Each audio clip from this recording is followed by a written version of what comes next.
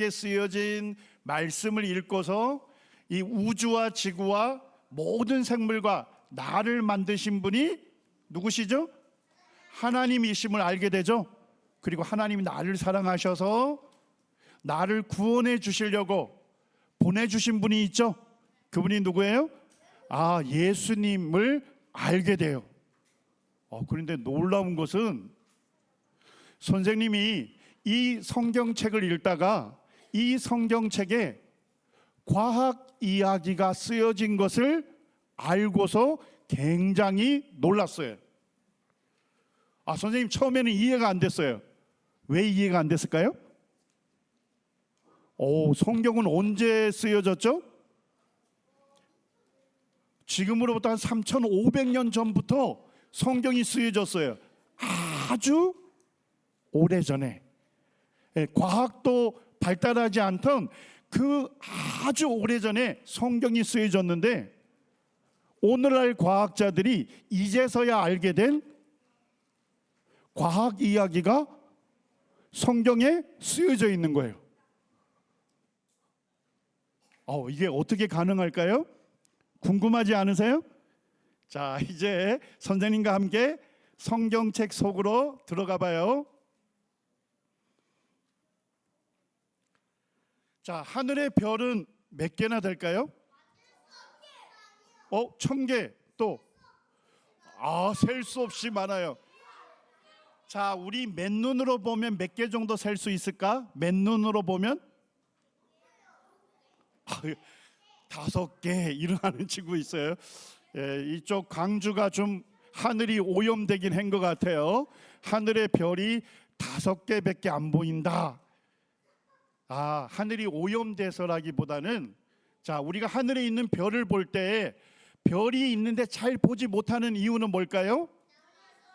밤에도 뭐예요? 환하게 빛이 비춰지기 때문에 밤에 있는 별을 잘 볼 수가 없어요. 선생님이 좀 살펴보니까 옛날 사람들은 맨눈으로 볼 수 있는 하늘의 별이 1,500개다 이렇게 쓴 분도 있고 어떤 분은 3,500개다 이렇게 쓴 분도 있고 지구 전체를 다 돌아보면 6,000개 정도 볼 수 있다 이렇게 기록해 놨어요. 자, 그런데 성경 창세기에 보니까 하나님께서 놀라운 말씀을 기록해 놨어요. 여기 창세기 22장 17절에 보면 믿음의 사람인 아브라함과 하나님께서 아브라함에게 주시겠다고 큰 복을 주시겠다고 약속을 하셨어요. 자, 근데 그 복의 내용이 뭘까요? 내 씨로 크게 번성하게 하겠다. 뭔 얘기예요? 아브라함의 자손을 많이 주겠대요. 자, 그런데 하늘에 뭐처럼 많이 주시겠대요? 별처럼 많이 주시고 바닷가에 뭐처럼요? 모래만큼 많이 주시겠대요. 이 비유가 진짜 사실이라면 하늘의 별이 바닷가에 뭐처럼 많아야 돼요? 모래처럼 많아야 돼요. 이 말씀을 들었을 때 아브라함이 잘 이해를 못했을 것 같아. 왜냐니까 자, 바닷가에 가면 모래가 많죠. 셀 수 없이 많은 건 아는데 눈을 들고 하늘을 보면 별을 몇 개 정도밖에 못 봐요? 5개는 너무하지. 아브라함 시대에는 밤에 이렇게 밝은 빛이 없었어요. 그래서 하늘을 잘 볼 수 있었어요. 아마 아브라함은 한 4,000개 정도 볼 수 있었을 거야. 하늘의 별은 4,000개 정도밖에 안 보이는데 바닷가의 모래는요 셀 수 없을 정도로 많죠. 아마 그 시대에는 이 말씀이 잘 이해가 되지 않았을 거야. 자, 그런데 과학이 발달하면서 천체만원경이 만들어졌어요. 남원에도 가면 산 위에 천체만원경이 있어요. 선생님이 자주 가서 거기에 별을 봐요. 자, 근데 별이 굉장히 많아요. 천체만원경으로 보면.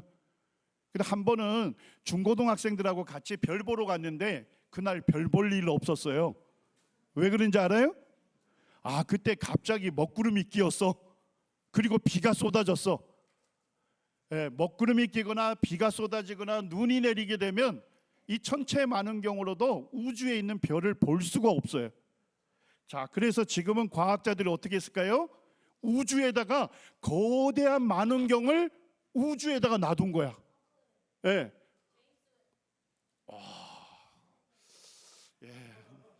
아주 이 스마트한 친구들이 많아요. 예, 허블 우주 만원경은 1990년에 발사를 했는데 지금 무슨 만원경을 발사했죠?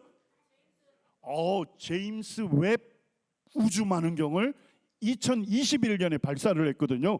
와우, 친구가 대단합니다. 예, 지금 허블 우주 만원경이나 제임스 웹 우주 만원경을 통해서 지상에서 뭐 비가 내리든 구름이 끼든 눈이 내리든 상관없이 우주에 있는 별들을 아주 또렷하게 볼 수 있어요. 자, 이게 뭐죠? 왜? 푸른 하늘 은하수. 은하수예요. 자, 우리 지구에서 가장 가까이에 있는 은하계가 뭘까? 우리 은하에서 가장 가까운 은하가 뭘까? 자, 선생님 따라해 보세요. 안드로메다. 지금 이 안드로메다 은하계인데 여기를 우주 만원경으로 요 일부분을 보면 별들이 어느 정도 있을까요? 밀가루를 뿌려 놓은 것처럼 어마어마하게 많아요. 자, 한 개의 은하계 안에 별이 몇 개 정도 있다고 천문학자들이 얘기할까요? 몇 개요? 몇 개요? 1000억 개가 있다고 해요. 자, 1000억 개가 엄청나게 많은 숫자인지만 얼마인지 잘 모르겠죠. 자, 선생님이 느끼게 해줄게요. 자, 사람이 태어나자마자 말할 수 있어요, 없어요? 근데 말할 수 있다고 칩시다. 그리고 사람이 80살 죽을 때까지 숫자만 세는 거예요. 하나, 둘, 셋, 넷. 밥도 안 먹고 잠도 안 자고. 자, 80살까지 세면 숫자를 얼마만큼 셀 수 있을까요? 아무리 많이 세도 100억 개, 100개 못 센대요. 그러니까 한 개 은하계 안에 있는 별이 뭐예요? 사람이 태어나서 죽을 때까지 세도 다 셀 수 없는 숫자예요. 자, 그런데 이 허블 우주 만원경이 우주를 찍으면 와우, 이게 전부 은하계예요. 이런 은하계가 몇 개 정도 있다고 천문학자들이 얘기할까요? 자, 한 개 은하계 안에 몇 개 별이 있죠? 1000억 개. 그런데 이런 은하계가 1000억 개 정도 있다 해요. 자, 그러면 우주에 있는 별의 숫자는 어느 정도가 돼요? 1000억 곱하기 1000억 개. 자, 그러면 일을 하고 동그라미가 22개가 달리는 거야. 자, 이거를 몇 개라고 하냐면 100핵이라고 해요. 자, 저 따라해 보세요. 100핵에 100핵에 100핵가 어느 정도 될까? 자, 선생님이 여러분들이 느낄 수 있도록 도와줄게요. 자, 2009년이 세계 천문의 해였어. 그래가지고 신문이나 텔레비전에서 우주에 대해서 굉장히 많이 소개를 했어요. 그리고 우리나라 과학자들도 한국조직위원회라는 걸 만들어가지고 과학자들 모임에서 이 우주에 대해서, 별에 대해서 소개를 하기 시작했어요.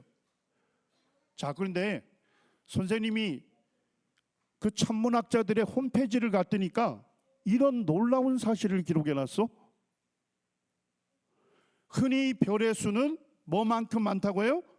모래알 수만큼이나 많다라고 한다. 실제로 지구상에 있는 모래알 수를 세어보면 놀랍게도 약 몇 개래요? 100핵이다. 그러니 우주의 별의 수는 모래알 수만큼 많다라는 비유는 무슨 비유라고요? 제대로 된 비유래. 이 제대로 된 비유가 어디에 쓰여져 있을까? 이 제대로 된 비유가 성경책에, 그것도 3500년 전에 정확하게 쓰여져 있는 거예요. 자, 그래서 천문학자들은 천문학자 만나가지고 우주의 별이 얼마 정도 있어요? 라고 물으면 천문학자들은 뭐라 할까? 바다에 모래알 수만큼 많아요. 이렇게 천문학자들이 얘기하는 거예요. 자, 그런데 3,500년 전에 하나님께서 아브라함에게 너의 자손을 많이 주겠다 이러면서 하늘의 뭐처럼요? 별처럼, 바닷가의 뭐처럼요? 모래처럼, 이 제대로 된 비유가 성경에 언제 기록이 됐다고요? 3,500년 전에 아주 옛날에 정확하게 쓰여져 있는 거야. 자, 친구들에게 이제 퀴즈 낼게요. 어떻게 성경은 아주 오래전에 쓰여졌는데 하늘의 별이 바닷가의 모래처럼 많다라고 정확하게 기록해 놓을 수 있었을까? 친구,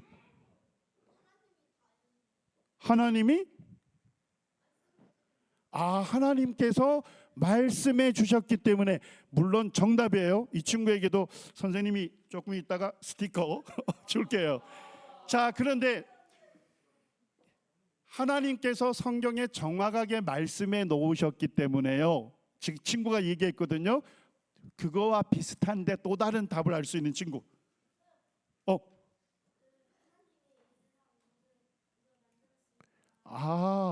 하나님께서 이 세상 모든 걸 만들었으니까 뭐도 만들었을까? 모래도 만들고 별도 만드셨기 때문에 만드신 분은 뭐 할 수 있다? 정확하게 알고 말할 수 있다는 거예요. 자, 성경 창세기 1장 16절에 보니까 하나님이 무엇을 만드셨어요? 별들을 만드신 거야. 만드신 분은 정확하게 알고 성경책에 뭐 할 수 있을까요? 정확하게 쓰도록 할 수가 있는 거예요. 자, 이제 해양학의 아버지 매투머리라고 하는 과학자를 소개할게요. 자, 해양학이 뭘까? 해양. 한자도 잘하네요. 영어만 잘하는 자인데, 이번에 여름 성경학교 와서 선생님이 흠칫 놀랍니다. 영어 찬송을 우리 주일 학생들이 막 하는데 선생님 혀가 좀 잘 안 따라가더라고요. 근데 한자도 잘하는 것 같아. 해양이라는 거 뭐야? 바다를 얘기하는 거야. 근데 해양학이니까 뭐야? 바다를 공부하는데 이 매투머리 박사님이 최고의 과학자다 이런 얘기야. 자, 이분이 뭐에 대해서 잘 알았어요? 바다에 대해서 잘 알은 거야. 근데 어느 날 사고가 나가지고 병원에 입원했어요. 근데 이 매투머리 박사님이 하나님 믿는 사람이었어. 그래서 매일같이 아들과 딸이 와서 무슨 책을 읽어주었을까? 성경책을 읽어준 거야. 그런데 아들이 읽어주는 성경 말씀을 듣다가 이 매투머리 박사님이 깜짝 놀랐어. 그날 무슨 말씀을 읽어줬냐면 시편 8편 말씀을 읽어주었는데 시편 8편 8절에 보니까 뭐가 나와요? 해로가 뭘까? 바다 해자에다가 길로자. 우리 친구들이 선생님하고 이게 대화가 좀 되는 것 같아요. 바다에 뭐가 있다는 거야? 바닷물이 이동하는 길이 있다는 거야. 바다 속에 뭐가 있다고요? 길이 있다는 거야. 그래서 이 매투머리 박사님이 깜짝 놀라는 거야. 내가 바다에 대해서는 최고의 과학자인데 뭐가 있는지 몰랐어요. 해로가 있는지 몰랐는 거야.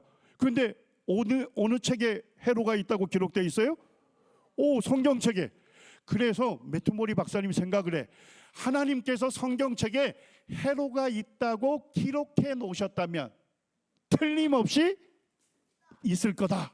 내가 병이 나으면 해로를 찾아봐야 되겠다. 이렇게 마음을 먹었어요.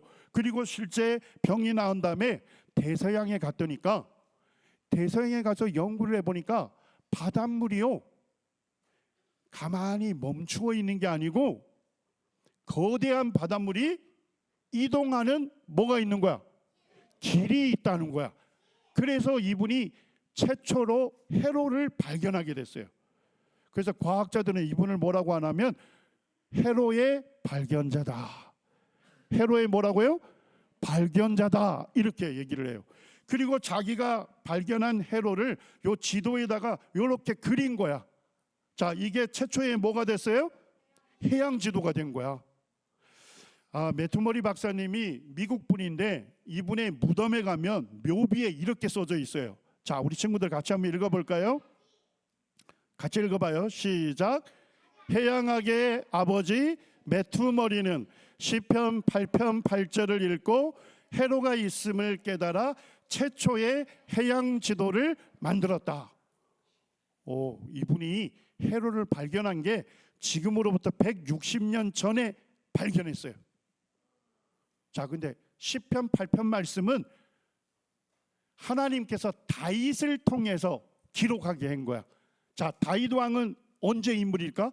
지금으로부터 3000년 전에 살았던 사람이에요. 3000년 전에 살았던 다윗 왕을 통해서 하나님께서 이 시편 8편 말씀을 쓰도록 하신 거야. 그런데 최고의 과학자는 언제 알았어요? 지금으로부터 언제 알았어요? 160년 전에 알은 거야. 자, 그것도 어느 책에 회로가 있다고 기록되어 있었어요? 성경책에 하나님께서 회로가 있다고 기록해 놓으셨으면 틀림없이 있을 거다. 이래서 이분이 대서양에 가서 찾아보니까 회로를 뭐하게 된 거야? 발견하게 된 거예요. 성경에서 어떻게 그 오래전에 회로가 존재한다는 것을 써놨을까? 자, 회로를 만드신 분이 누구예요? 하나님이시기 때문에 만드신 분은 알시기 때문에 정확하게 말씀에 놓으신 거예요. 자, 이제 바다에 대해서 나왔으니까 자, 욥기서 38장에 보니까 자, 바다에 뭐가 있대요? 바다에 샘이 있대. 그래서 하나님이 믿음의 사람 욥에게 질문하시는 거야. 너가 바다의 샘에 들어갔었느냐? 깊은 물밑으로 걸어다녀 보았느냐? 내가 그 모든 것들을 다 알거든 한번 말해봐라. 자, 깊은 물밑에 뭐가 있다는 거예요? 샘이 있다는 거야. 자, 근데 깊은 물밑은요 얼마나 깊은가 하면 1000m 정도 쫙 들어가야 해양저라고 하는 바다의 바닥을 만날 수 있어요. 그리고 제일 깊은 바다가 어딜까? 자, 친구. 와우. 자, 스티커 2개. 우리 친구들이 어른들하고 얘기하면 잘 대화가 안 돼. 선생님 과학자인데 어른들하고 얘기하면 대화가 안 되는데 우리 친구들하고 얘기하니까 대화가 된다. 강주로 오고 싶다 진짜. 자, 마리아나 해구가 가장 깊은 바다인데 깊이가 많으면 11,000m까지 내려가야 돼. 11,000m까지 물속으로 바닷속으로 들어가야만 바다의 바닥을 만날 수 있어요. 자, 그런데 사람이 맨몸으로 들어갈 수 있는 바닷속 깊이가 어느 정도 될까요? 10m밖에 안 돼. 그리고 잠수복을 입고 산소 마스크를 쓰고 들어가면 60m밖에 못 들어가. 더 들어가면 어떻게 될까? 물의 압력에 의해서 사람이 터져버려. 자, 지금 과학이 엄청나게 발달했죠. 과학이 엄청나게 발달했는데 물속, 바닷속 1000m 정도를 사람들이 그 물밑을 걸어 다닐 수 있을까? 불가능해요. 자, 그런데 하나님께서 깊은 물밑에 바다에 샘이 있다고 3500년 전에 이 욥기서에다가 기록하게 했어. 자, 그런데 1977년에 오늘날 과학자들이 잠수정을 개발해서 물속 몇 미터까지 들어갔어요? 1000m까지 들어갔을 때 바다의 바닥을 만나게 된 거야. 그리고 사진을 찍은 거예요. 자, 바다의 바닥에서 뭐가 뿜어 올라와요? 물이 뿜어 올라와요. 에? 물이 뿜어 올라오는 걸 뭐라고 해? 샘이라고 하잖아. 1977년에 과학자들이 깊은 물밑에 뭐가 있다는 걸 아는 거야. 바다에 샘물이 있다, 샘이 있다는 것을 발견한 거예요. 자, 그런데 성경은 언제 바다에 샘이 있다고 기록해 놨어요? 3,500년 전에. 와우. 성경은 어떻게 그렇게 정확하게 쓰여 놨을까? 그리고 우리나라 과학자들도 대단한데, 온누리호라고 하는 탐사선을 만들어서 바닷속 몇 미터까지 들어갔어요? 1200m까지 들어간 거야. 1200m까지 들어가서 그때 동영상으로 촬영했어요. 바다의 바닥에서 뭐가 뿜어져 올라와요? 뜨거운 물, 샘물이 뿜어 올라오는 거예요. 한 350도 정도 되는 뜨거운 물이 거기에서 분출하는 샘물이 있다 하는 것을 발견하게 된 거야. 자, 바닷속 한 1000m 정도의 생물들이 살까요? 오, 우리 친구들하고 진짜 이 대화가 된다. 에? 어른들은요 사는데 바빠가지고요 신경도 안 써요. 있으면 어떻고 없으면 어떠냐. 그런데 우리 친구들은 야, 하나님께서 주신 뇌를 이용해서 아주 하나님 만드신 세계를 잘 탐사하는 친구들이네.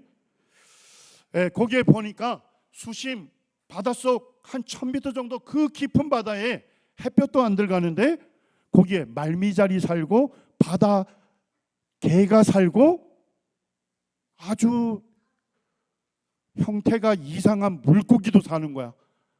그것을 우리에게 알려주고 있는 거예요. 자, 여러분들 과학자들은 이제 최근에 알았잖아. 한 50년 전에 알았죠? 자, 근데 성경은 언제 기록해 놓고 있어요? 3,500년 전에 아주 오래전에 기록하고 있어요. 자, 어떻게 정확하게 기록해 놨을까? 바다의 샘물을 만드신 분이 누구예요? 하나님이시기 때문에 만드신 분은 아셔요.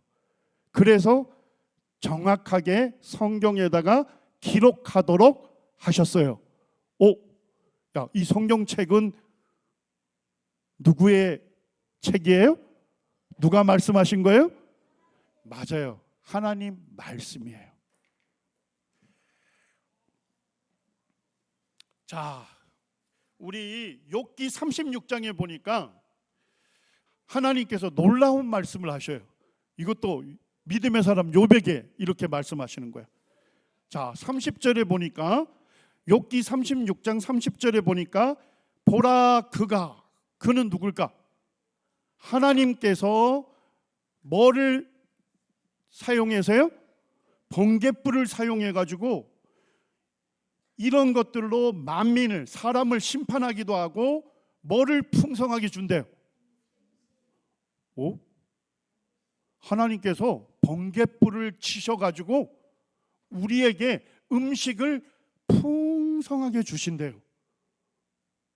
자, 이 말씀이 이해가 되세요?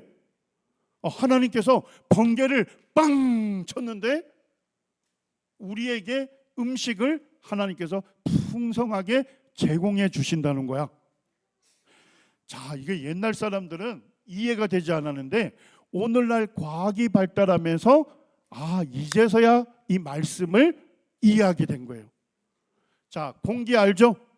자, 우리 공기 한번 마셔봅시다. 자, 한번 깊게 들어 마셔봐. 자, 내뱉기도 하고 깊게 들어 마셔봐요. 공기 눈에 보여 안 보여? 우리 공기가 보인다는 신기한 친구가 있는데, 자, 공기 눈에 보여요 안 보여요?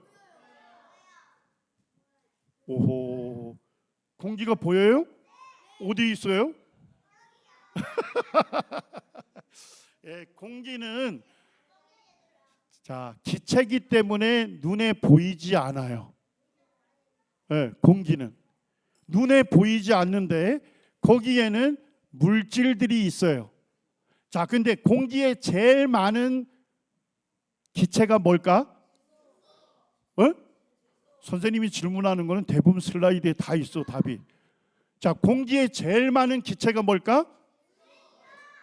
질소가 몇 퍼센트 있대요? 78%. 그 다음에 두 번째로 많은 게 뭘까? 산소 21%. 그 다음에 이산화탄소 뭐 이런 것들이 0.00 뭐 비리리 조금씩 있어요. 네. 자, 왜 이렇게 질소가 많을까요? 우리 식물들이 있죠, 식물들. 식물들이 단백질 만들고 생명력 있게 살아가려면 식물들에게 뭐가 있어야 할까요? 질소가 있어야 돼.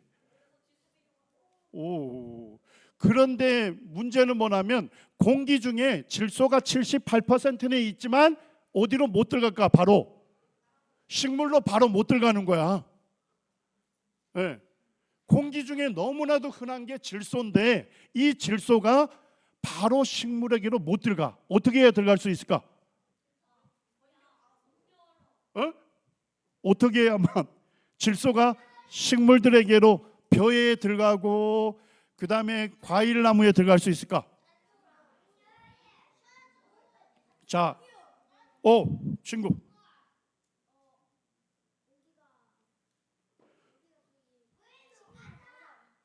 우리 친구가 번개가 뭐 이렇게 했는데 번개가 쳐야만 질소가 어디로 들어갈 수 있을까? 식물에게로 들어갈 수 있어요. 자, 봤더니까 번개가 치면요 온도가 3만 도 정도 되는 엄청 뜨거운 열이 만들어져. 자, 그러면 공기 중에 제일 많은 게 뭐라고요? 질소. 두 번째 많은 게 뭐야? 산소하고 질소가 결합이 돼. 자, 그리고 번개 치면 비가 내리죠. 자, 그거와 함께 어디로 떨어질까? 땅으로 떨어져. 그러면 나무 뿌리에서 뭐야? 이제 질소하고 산소가 결합된 거는 뭐 할 수 있을까? 그래요. 뿌리가 흡수할 수 있어요. 그렇게 해서 질소를 얻게 돼요. 그리고 단백질을 만들게 되고 생명력 있게 푸르게 잘 자라니까 뭐도 많이 열릴까요? 열매도 많이 열리는 거야. 그래서 우리에게 뭘 제공하셔요? 음식을 풍성하게 주시는 거예요. 자, 그런데 놀라운 것은 이 독일의 프리츠 하보라고 하는 박사님이 이 원리를 1905년에 발견하게 된 거야. 지금으로부터 115년 전에 엄청난 열을 이용해서 질소와 산소를 결합시켜서 질소 비료를 만든 거야. 그렇게 해서 질소 비료를 뿌리니까 어떻게 되는 거야? 식물들이 더 잘 자라고 더 많은 열매를 풍성하게 맺히는 거야. 자, 그래서 이 프리츠 하버의 책의 제목이 뭐예요? 자, 공기로 뭘 만든다고요? 어떻게 공기로 빵을 만들어? 자, 질소 비료를 어떻게 만들까요? 큰 탱크가 있어. 자, 큰 탱크에 뭐를 집어넣을까? 공기를 집어넣어. 자, 그리고 어떻게 할까? 엄청나게 뜨거운 열을 가열시켜. 자, 그러면 그 안에서 뭐가 만들어질까? 질소 비료가 만들어지는 거야. 그래서 공기에서 뭐를 얻는데? 빵. 자, 빵은 뭘로 만들까? 밀로 만들잖아. 그래요. 하나님께서 번개를 사용하셔서 우리에게 음식을 풍성하게 주신다는 것을 과학자들이 지금으로부터 언제쯤 알았다고요? 115년 전에 알은 거야. 자, 근데 성경은 언제 말씀하고 있어요? 3500년 전에 우리에게 정확하게 말씀해 주고 있는 거예요. 자, 우리 친구들에게 한번 물어볼게요. 자, 어떤 사람이 죄를 지었다고 고소를 당해가지고 법정에 가서 재판을 받았어. 자, 그러면 여기에 있는 판사분들이 뭘 할까? 이 사람이 진짜 죄를 지었는지 물어보겠죠. 자, 그리고 다 물어본 다음에 이 사람이 죄를 지었다고 판결을 내렸어요. 자, 그렇게 판결을 내렸다고 가정해 봐요. 자, 친구들에게 물어볼게요. 자, 이 사람이 죄를 짓는 걸 판사가 직접 눈으로 봤을까요? 눈으로 보지도 않았는데 어떻게 그 사람이 죄를 지었다고 판결할 수 있을까? 그렇지. 눈으로 보지 않아도 뭐가 있으면, 확실한 증거가 있으면 뭐 할 수 있을까? 안전하게 판결할 수가 있는 거예요. 자, 우리가 하나님을 눈으로 볼 수 있을까요? 하나님을 눈으로 볼 수는 없어. 자, 그런데 사도행전 17장 31절에 보니까 하나님께서 모든 사람에게 무엇을 주셨대요? 믿을 만한 증거를 주셨대요. 하나님은 영이시기 때문에 우리와 같은 육체가 없으셔. 그래서 눈으로 볼 수는 없어. 그런데 하나님께서 계시다는 것을 모든 사람에게 무엇을 주셨어요?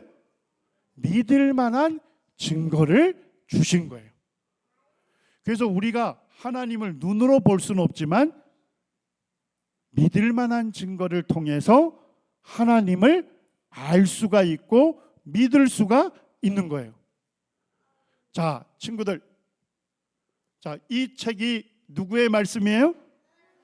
어떻게 알 수 있어요? 증거가 있으니까. 무슨 증거가 있어요?